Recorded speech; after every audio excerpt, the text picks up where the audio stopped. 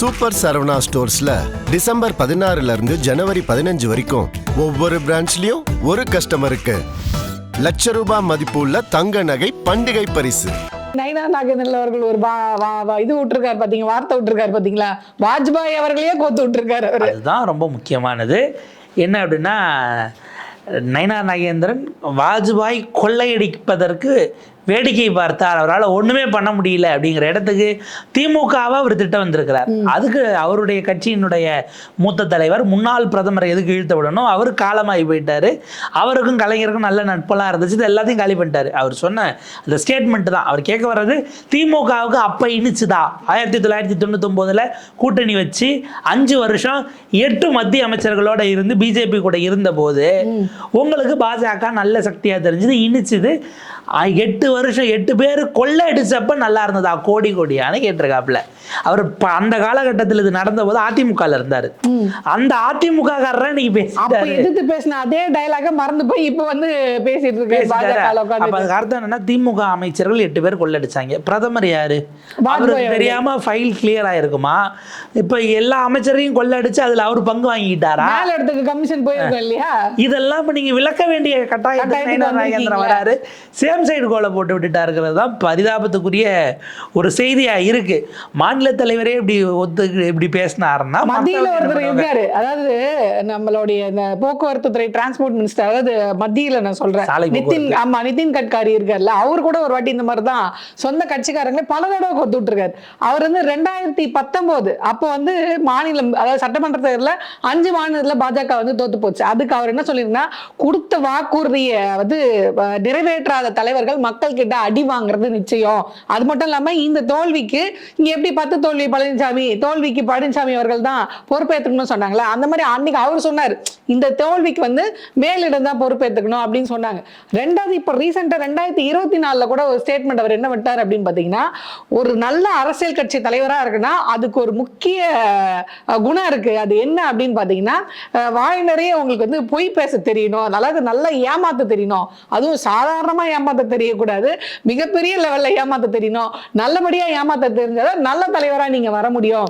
அவர் என்ன சொல்றா, இப்போ ரோடு இருக்கு, இந்த ரோடு இருக்கு வந்து நீங்க சிக்னல், இப்போ ரெட் சிக்னல் போட்டிருக்காங்க அப்படின்னா இப்படி சுத்தி வளைச்சு போகாம குறுக்க போவீங்க, சிக்னல் மாறிச்சுன்னா அடிபட்டு ரோட்ல விழுந்து செத்து போவீங்க. அந்த மாதிரி அரசியலும் நீங்க குறுக்கு வழி தேர்ந்தெடுத்து வரலாம், ஆனா ரொம்ப நேரம் நீங்க வந்து நீடிக்க முடியாது, ரொம்ப காலம் நீடிக்க முடியாது. அப்ப அரசியல்ல நீடிக்கணும்னா உண்மை, நேர்மை, அர்ப்பணிப்பு, இப்படி பாஜகவுக்கு சம்பந்தமே இல்லாத குணங்கள் எல்லாம் சொல்லி இதெல்லாம் இருந்தாதான் நீங்க வந்து அரசியல்ல நீண்ட காலம் இருக்க முடியும்னு நேரடியாவே தன் கட்சி விமர்சிக்கிற பக்கம் வந்து அப்ப மத்தியிலும் உண்டு, இப்ப மாநிலத்துல நைனா நாகேந்திரன் அவர்கள் வந்திருக்காரு. நிதின் கட்கரி வழியில் நைனா நாகேந்திரன் அவர்கள் பேர் ஸ்டார்ட் ஆகிறதுனால அவர் ஆக்சுவலா மோடிக்கு எதிராக RSS ஆல் வளர்க்கப்பட்டவர் தான்.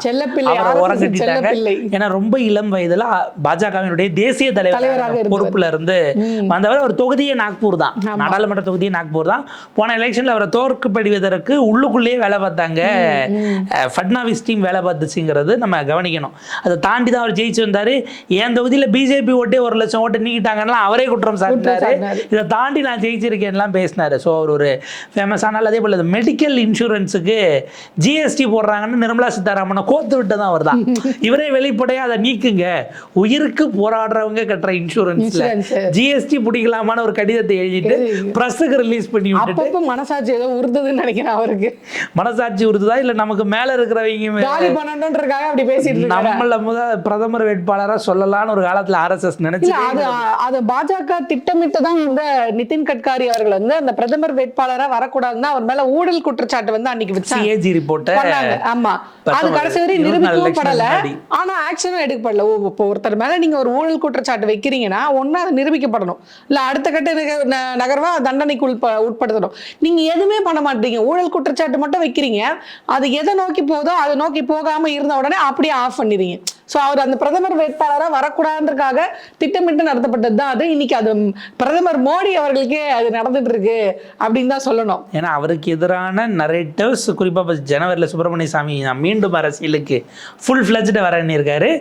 ஊடகங்கள் இப்போது ஓரளவுக்கு மோடியை டார்கெட் பண்ணி ஆங்கில ஊடகங்கள் சுவாமி நம்ம 11 வருஷத்துல ஒரு வாட்டி கூட மோடி எதிர்த்து பேசாதவரை இன்னைக்கு மோடியை வந்து வெளுத்து வாங்குறாரு. BR கவாயவே கேள்வி கேட்கிறாரு, நீங்க கொடுத்த ஜட்ஜ்மெண்ட் திருட்டு தான் இவ்வளவு பிரச்சனைக்குமே காரணம் அப்படின்ற மாதிரி, என்னடா இது நமக்கு உண்மையான ஜேர்னலிஸ்டா மாறிட்டாரா, என்ன இந்த திடீர் மாற்றம், எதுக்காக இப்படி பேசுறாரு, அப்ப மோடியை எதுக்கு இவங்க டார்கெட் பண்றாங்க, சோ அந்த பதவியில இருந்து மோடி அவர்களை இறக்கறதுக்கான வேலை தான் இதா அப்படின்ற மாதிரி ஒரு டவுட் வந்து நம்மளுக்கு வருது. சென்றாசு நீதான் பேசுறியா அப்படிங்கிற, அமாவாசை நீதான் பேசுறியா அப்படிங்கிற மாதிரியான ஒரு இடத்தை நோக்கி அது நகருது.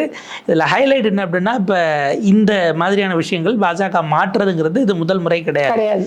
ஒரு சிட்டிங் மத்திய அமைச்சர், பாஜக ஒரு கூட்டணி கட்சி தான், ஆனால் மத்திய அமைச்சராக இருக்கிறார் ஜித்தன் ராம் மஞ்சி, பீகாரை சேர்ந்தவர். அவர் ஒருத்தர் எம்பி ஆகி அவரே அமைச்சராகி நிதிஷ்குமார்கிட்டேருந்து நிதிஷ்குமார் சிஎம் இருந்து இறங்கும் போது இவரை உட்கார வச்சார், கொடுக்க மாட்டேன்ட்டார். திரும்ப அவர் கட்சியை கைப்பற்றி விரட்டி விட்டுட்டு தனி கட்சி ஆரம்பிச்சிருக்கிறார். அவர் சொல்லியிருக்கிறார், எல்லாரும் 10% கமிஷன் கட்டாயம் வாங்கணும், இல்லைன்னா நம்ம எப்படி கட்சியை வளர்க்க முடியும். நீங்கள் எந்த பொறுப்பில் எம்எல்ஏவா எம்பியா எதுவாக இருந்தாலும் குறைஞ்சது 10% கமிஷன் வாங்கணும். அதை வாங்கி நீங்கள் காரு வீடு பங்களா அதெல்லாம் வாங்கிக்கலாம். 5% கமிஷனை கட்சிக்கு கொடுக்கணும், அப்போ தான் கட்சியை வளர்க்க முடியும். நான் இத்தனை ஆண்டுகள் எம்எல்ஏவா எம்பியாக இருந்து சீஃப் மினிஸ்டராக இருந்தப்போலாம் வாங்கின கமிஷனை கட்சிக்கு கொடுத்து தான் கட்சியை வளர்த்துருக்கேன். என்ன மாதிரி நீங்களும் நான் கொடுத்து வளர்ந்த மாதிரி நீங்களும் கொடுத்து வளர்ந்து வாங்க அப்படின்றாரா. இந்த கட்சியில இருந்துட்டு அமித்ஷா வந்து போற பக்கம்லாம் இந்த மாநில கட்சி சரியில்லை, ஒரே ஊழல், நாங்க வந்தா ஊழலற்ற ஆட்சி கொடுப்போம் அப்படின்ற கதை விடுவாரு. அவரே ரிலீஸ் பண்ண புக்கு தான் ஊழல் குற்றச்சாட்டுகள் அப்படின்னா, அஸ்ஸாமில் 2011 நினைக்கிறேன் 12 போயிட்டு இங்கே இருக்கக்கூடிய காங்கிரஸ் அரசின் ஊழல்கள் புக்கு ரிலீஸ் பண்ணுறாரு. அதில் மிக முக்கியமான ஆள் ஹிமந்த பிஸ்வா சர்மா. அங்கே வந்து குடிநீர் வழங்கல் துறையில் ஊழல்னு கொடுத்தாரு. இன்றைக்கி அவர் உங்ககிட்ட முதலமைச்சராக இருக்கிறாரு. அவரை கூப்பிட்டுட்டு வந்து உங்கள் கட்சியில் சேர்த்துட்டீங்க, எலெக்ஷனில் நின்று முதல் எலெக்ஷனில் ஜெயிக்கிறாங்க பாஜக, அமைச்சராக்குறீங்க. அடுத்த டென்யூரில் 5 வருஷம் கழித்து 5 வருஷம் தொடர்ந்து பரம்பரை ஆர்எஸ்எஸ்லேருந்து வந்த முதலமைச்சரை நகர்த்திட்டு அவரை மத்திய அமைச்சர் ஆக்கிறன்ற பேரில் ப்ரமோஷனோட ட்ரான்ஸ்ஃபர். நீங்கள் சிலர்லாம் நகர்த்தணும்னா அரசு இதில் அதை பண்ணுவாங்க. இவனை இங்கேருந்து கிளப்பணும், அப்படியே கிளப்பினா அவன் சிக்கல் பண்ணுவான். ப்ரமோஷனோட ட்ரான்ஸ்ஃபர்னா டக்குன்னு ப்ரமோஷனா அப்படின்ற வகையில்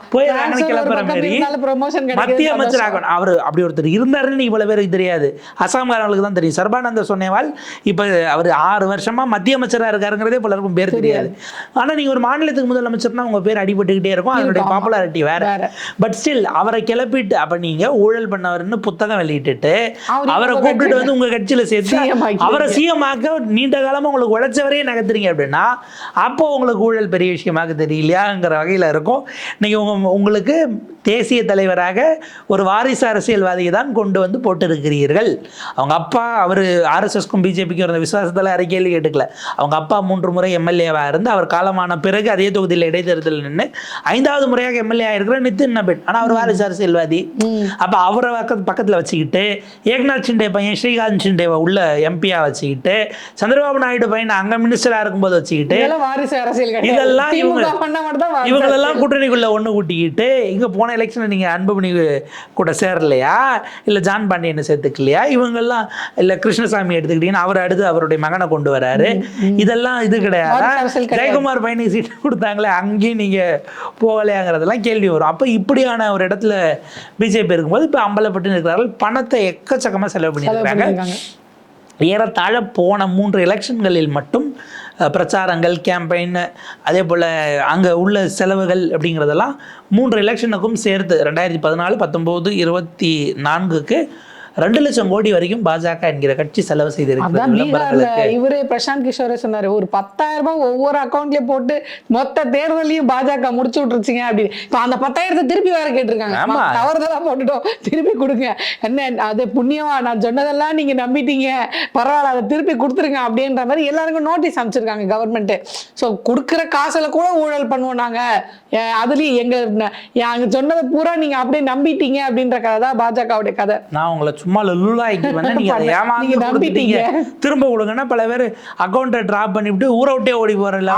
சிலர் வந்து நாங்க போட்ட ஓட்டை திருப்பி கொடு, அதாவது சினிமா படத்துல என் தங்கச்சியை எப்படி நான் உனக்கு கல்யாணம் பண்ணி கொடுத்தனோ அதே மாதிரி திருப்பி கொடுறா அப்படின்னு, அந்த மாதிரி இவங்க வந்து நான் போட்ட ஓட்டை திருப்பி கொடுறா, நான் 10,000 திருப்பி தரேன் அப்படின்ற மாதிரி பேசியிருக்காங்க.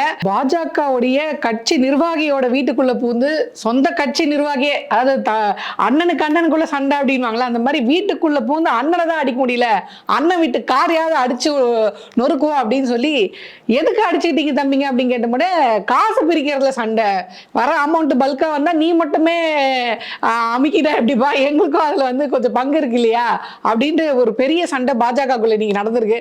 அதை பாத்தீங்களா நீங்க? இல்ல, ரொம்ப பரபரப்பான செய்தி தான். முதல்ல என்னன்னா, அந்த சிசிடிவி வெளியில வந்த பிறகுதான் அந்த செய்தியே பெருசா தெரிய வந்தது. திடீர்னு ஒரு 5 பேர் போய் ஏதோ ஒரு வீட்டுல அடிக்கிறாங்கன்னா இது அரசியல் சண்டை போல, வேற வேற கட்சியில தயாராயிடுச்சு அப்படின்னு பார்த்து பாஜக காரங்க அப்படின்னும் போது ஆப்வியஸா கடந்த காலத்துல சொந்த வீட்டுல அவங்களே குண்டு போட்டு போலீஸ் பாதுகாப்பெல்லாம் வாங்கின மாதிரி ஏதாவது சம்பவமானு பார்த்தா, அடிச்சது யாருன்னு பிடிச்சா அதுவும் பாஜக காரங்கிறது தான். சொன்னதும் பாஜக காரங்க, அடி வாங்கினவரும் பாஜக காரங்க. அப்படின்னா குடும்ப சண்டை தெருவுக்கு வந்துடக்கூடாது. வீட்டுக்குள்ள இருக்கிற வரைக்கும் பிரச்சனை இல்லை, வீட்டு சண்டை.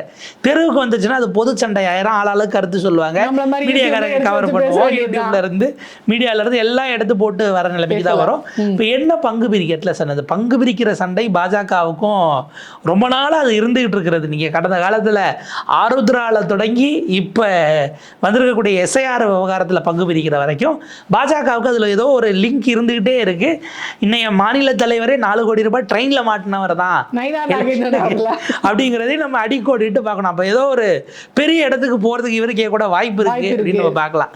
அங்க வந்து இதுல ஹைலைட் என்னன்னா, ஒரு மாநில நிர்வாகி மாவட்ட நிர்வாகிகிட்ட போய் பணத்தை பிரிச்சு கொண்டு சண்டை வாங்கியிருக்காரு. அப்போ மாநிலத்தில் மேலேருந்து கீழே போலையா, கீழே இருந்து பணம் வருதா, இல்லை இவங்க 2 பேரும் வேற வேற கேங்கான ஒரு கேள்வி இருக்கு. அது நம்ம கேங்னு சொன்னதான் எனக்கு என்ன தோணுச்சு அப்படின்னா, இது வந்து நைனா நாகேந்திரன் அவர்களுக்கும் அண்ணாமலை அவர்களுக்கும் ஒரு வார் ரூம் சண்டை போயிட்டு இருக்கு பார்த்தீங்களா, அந்த இது வந்து மேல் தட்டம் மட்டும் இல்லை, அடிமட்டம் வரை இருக்கு. அதாவது என் ஆளுக்கு பங்கு வந்துருச்சு, உன் ஆளுக்கு பங்கு வரல. அப்போ அண்ணாமலை டீம் வந்து டென்ஷன் ஆயிருக்காங்க. அது எப்படி நைனா நாகேந்திரன் டீமுக்கு மட்டும் நீங்கள் கரெக்டாக கொடுக்குறீங்க, என் டீமு தானே களத்தில் இறங்கி வேலை பார்த்துருக்கு. 1000 தான் இங்கே வந்து தேர்தல் பொறுப்பாளர் பியூஷ் கோயல் இங்க வரும்போது அண்ணாமலை அவர்களை வந்து நீ அங்க இருக்கிற எஸ்ஐஆர் பண்ணிலாம் பாரு தம்பி அப்படின்னு அனுப்பிச்சு வச்சது ஏன்னு எங்களுக்கு தெரியாதா, எனக்கு பங்கு கொடுக்காம இருக்கிறது தானே இந்த வேலையை நீங்க செஞ்சிருக்கீங்க அப்படின்றது. இப்போ அண்ணாமலை தரப்பு ஒரேடியா ஒதுக்கப்படுது, அது மேல் மட்டத்துல இருந்து அடிமட்டம் வரையும் செய்யப்படுதுன்றதுதான் கொதிச்சு கொந்தளிச்சு இப்படி காரெல்லாம் உடைச்சிருக்காங்க. நமக்கு என்ன கேள்வினா, எஸ்ஐஆருக்கு பாஜக வரவேற்றுச்சு, அவங்க கிரவுண்டுக்கே போல. அப்ப மொத்த பணமுமே இப்படி ஒவ்வொரு வாடா சுருட்டப்பட்டிருக்கான்னு ஒரு கேள்வி வருது இல்ல. கட்சி தரப்புல கொடுக்குறாங்கன்னா கட்சி வேலை பார்க்க தான் பணம் கொடுப்பாங்க. நீங்க என்ன வேலை, எந்த இடத்துல எந்த பூத்துல எத்தனை பூத்துக்கு நீங்க போனீங்க? BLA2 பாஜகவோட BLA2 இந்த பூத்துல போய் வேலை பார்த்தாங்க, நீ ஏதாவது ஒண்ணு சொல்லலாமே. திமுகவினுடைய BLA2 போனதை நீங்க கடுமையா கண்டிச்சீங்க, அதை எதிர்த்து பிரஸ் மீட் எல்லாம் கொடுத்தீங்க, டெய்லி திட்டினீங்க. எனக்கு என்ன டவுட்னா, இப்ப அவங்க எல்லாம் சேர்க்கறதுக்காக போயிருப்பாங்க, இவங்கள நீக்கிறதுக்காக போய் வேலை செஞ்சிருப்பாங்கன்னு நினைக்கிறேன். இருந்தா நியூஸா ரிப்போர்ட் ஆயிருக்கும்ல. ஆனா எங்க வேலை பார்த்தாங்கன்னு தெரியல. இந்த நம்ம இதுதான் ஆளே இல்லாம ஃபோன் நம்பர் மட்டும் 111 போட்டு ஆள் சேர்த்து எடுக்கிறது, இறந்தவங்களுக்கெல்லாம் இன்சூரன்ஸை கிளைம் பண்ணி ஆட்டையை போடுறது, இந்த மாதிரி ஏதோ ஆவிகள் மாதிரி போய் இவங்க கலந்துக்கிட்டாங்களா நமக்கு தெரியல. ஆனா பணம் செலவாயிருக்கு. பணம் செலவானதாக பாஜகவினுடைய டெல்லி தலைமைக்கு தகவல் வேற போயிருக்கு. வார்டு வாரியா பிரிச்சு நாங்க வேலை பார்த்தோம். தமிழ்நாட்டில் என்னையமா வார்டு பூத்துன்னா பூத்து லெவலுக்கு நீங்க பண்ணி 75,000 பூத்தா, 75,000 பூத்துக்கு ஏஜென்ட் முதல்ல அவங்க போட்டுட்டாங்களா? போட்டிருந்தா அவங்களுக்கு இல்லாத இடத்துல அதிமுக பங்குதாரமை கொடுத்தாங்களா? இந்த பணம் இறக்குனதே அதிமுகவுக்கு தெரியுமா? இவ்வளவு கேள்விகள். கூட்டணி கட்சின்றதுனால இதுலயும் அவங்க பிரிச்சுப்பாங்க அப்படின்னு நீங்க சொல்ல வரீங்களோ? இப்ப அதிகபட்சம் அப்புறம் அவங்களுக்கு பூத் ஏஜென்ட் இல்லாத ஊர்ல அந்த பணம் யாருக்கு கேட்கி போயிருக்குங்கிறதுனால தான் நீங்க பிரச்சனையே. போயிருந்தா இந்த பிரச்சனை வந்திருக்காது, போகாதனால தான் எனக்கு நமக்கு பணம் போறது பிரச்சனை இல்ல, அதுக்கப்புறம் வேலை செஞ்சாங்களாங்கிறது அதெல்லாம் டெல்லியில இருக்கிறவங்களுக்கு முக்கியம். பணம் போலங்கிறது இவங்க 2 பேருக்குள்ள பிரச்சனை. வேலை நடந்துச்சா? அதிமுக பாஜக தரப்புல ஒரு வாக்காளர் கூட நீக்கப்படாம சேர்த்தாச்சா? இதை உறுதி பண்ணீங்களாங்கிறது தானே வேலை. வேலையே செய்யாம செலவு மட்டும் எதுக்கு? ஜெயிக்கவும் பிரச்சனைங்க. ஆட்சிக்கு வர போறவங்க, அதிகாரத்துல உட்கார போறவங்க பிரச்சனை, அதனால ஜெயிப்பாங்க. நம்ம தான் எப்படி ஜெயிக்க போறது இல்ல, அதனால சேர்க்கறது பாஜக காரர் சேர்த்தான சேகா கட்டி என்ன அப்படின்ற முடிவுல அவங்க இருந்திருப்பாங்க. ஜெயிக்கிறது பிரச்சனையா இல்ல ஓட்டு இருக்கிறவனுக்கு பிரச்சனையா? அது ஒரு வேலிடான பாயிண்ட் தான். ஆக இப்படியான சூழலுக்குள்ள இது வெடிச்சு இன்னைக்கு கிளம்பி வந்திருக்கு. பாஜகவுக்கு எதுவுமே நல்லது இல்லை. அவங்களே செய்யறதும் தப்பாதான் போகுது, அவங்க நல்லது நினைச்சு செஞ்சாலும் அவங்க கட்சிக்கு நல்லதுன்னு செய்யறதும் தப்பாதான் போகுது. இப்போ அந்த அமர்நாத் அவர்கள் வந்து இப்போ நீக்கி இருக்காங்க பாத்தீங்களா, அதுல வந்து குறிப்பிட்டிருக்காங்க கட்சியினுடைய பேருக்கு வந்து கலகம் விளைவிச்சிருக்கீங்க, இந்த கலங்கத்தை நீங்க ஏற்படுத்தினால உங்களை நாங்க கட்சியில இருந்து நீக்கிறோம் அப்படின்னு. பாஜக வந்து எந்த மாதிரி கட்சி, எப்படியாப்பட்ட ஊழலையும் வந்து துவச்சமா காய வச்சமா மடிச்சு உள்ள வச்சமா தேவைப்படும் போது யூஸ் பண்ணமா இருக்கக்கூடிய கட்சி, நல்லது சர்ஜெக்சல் விளம்பரத்துல வர மாதிரியான ஒரு கட்சி. ஆனா அந்த கட்சியே எங்க கட்சிக்கு நீங்க வந்து களங்கத்தை ஏற்படுத்துறீங்க, அதனால உங்களை விடுவிக்கிறோம், பொதுவா நீக்கிறோம்னு சொல்லுவாங்க. ஆனா இவங்க விடுவிக்கிறோம்னு சொல்றதுல என்ன மாதிரி இருக்குன்னா, எங்க கிட்ட வந்து யாரு சிக்கினாலும் நீங்க மாட்டின கதை தான், இப்போ உன்னை விடுவிக்கிறோம், தப்பிச்சு போத்தல பணைய கைதி மாதிரி இல்லைங்க பேசியிருக்காங்க. ஆமா, அப்படிங்கிறது அதுல ஒண்ணு. கீழே இருக்கிறது இதை பத்தி தான் கட்சியினர் யாரும் அவரோட தொடர்பு வச்சுக்க வேண்டாங்கிறது ஓகே. யாரோட தண்ணி பொறுப்புகளில் இருந்து விடுவிக்கப்படுகிறார் அப்படின்னா கட்சியை விட்டு அவர் நீக்கப்படலையா? அந்த கேள்விதான் எனக்கு. அது என்னன்னா, அது ஒரு வகையில அந்த வெறும் அறிக்கையை பார்க்கும்போது இளைஞர் அணியினுடைய மாநில துணைத் தலைவர்ங்கிற வகையில அந்த பொறுப்புல இருந்து இவர் நீக்கிறாரு. கட்சியில இருந்து நீக்கணும்னா அது நயனார் அறிக்கை விடணும். அந்த நயனார் கேட்பாரு, ஏன் அதிகாரத்தை நீங்க எப்படி தம்பி தூக்குவீங்கன்னு அவர் ஏதாவது கோச்சு எஸ்ஜி சூர்யா இளைஞர் அணியில இருந்து நகர்த்தி இருக்கிறாரு. அடிப்படை உறுப்பினர் இருந்து நீக்கிறது. அதுலயே போன முறை நீக்கப்பட்ட அண்ணாமலை ஆதரவாளர் நயனாருக்கெல்லாம் பொறுப்பு இல்ல, நான் பர்மனன்ட் மெம்பர் ஆக்டிவ் மெம்பரா இருக்கேன், ஆக்டிவ் மெம்பரை நீக்கணும்னா செயற்குழு கூடணும், டெல்லியில தான் முடிவு பண்ணணும், நயனார் நீக்கினதே செல்லாதுன்னு ஒருத்தர் பேசிக்கிட்டு இருந்தாரு. அப்ப ஆக மொத்தம் இது ஏதோ ஒரு சிக்கல் நோக்கி போது. என்ன நினைக்கிறாங்கன்னா, நயினார் நாகேந்திரன் அவர்களை ஒரு செல்லா காசாக தான் பாஜக நினைக்கிறார்கள். அண்ணாமலை வாரும் அதை தான் பரப்பிக்கிட்டு நம்ம பார்க்க வேண்டியிருக்கு. இது பாஜக இன்றைக்கு ஏதிமுக ஆகி போச்சு, எடப்பாடி திமுகவாக மாறிவிட்டதுங்கிறது அவர்களுடைய குற்றச்சாட்டாக இருக்கிறது. மீண்டும் அண்ணாமலை வந்தால் கட்சி வந்து மறுஜன்மம் அடைஞ்சிருங்கிற ரேஞ்சுக்கு பேசிக்கிட்டு இருக்கிறாங்க. யார் ஆசை நிறைவேறுது அப்படிங்கிறத நம்ம பொறுத்திருந்து பார்ப்போம்.